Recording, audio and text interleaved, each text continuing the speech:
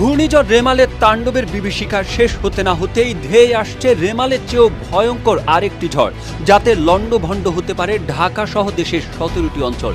ঝড়টি ঘন্টায় ৮০ কিলোমিটার বেগে আঘাত হানতে পারে বলে জানিয়েছে আবহাওয়া অধিদপ্তর।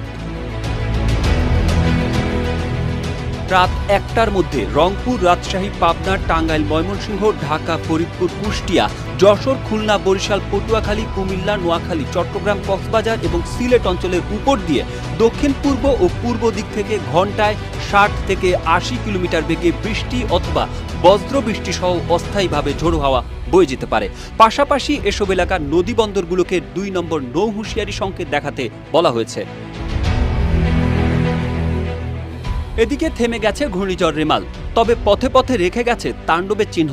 বিপর্যস্ত হয়ে পড়েছে স্থানীয় জনজীবন, ১.৫ লাখ বাড়ি ক্ষতিগ্রস্ত হয়েছে, বহু বাঁধ ভেঙেছে, ১০০ কিলোমিটারের বেশি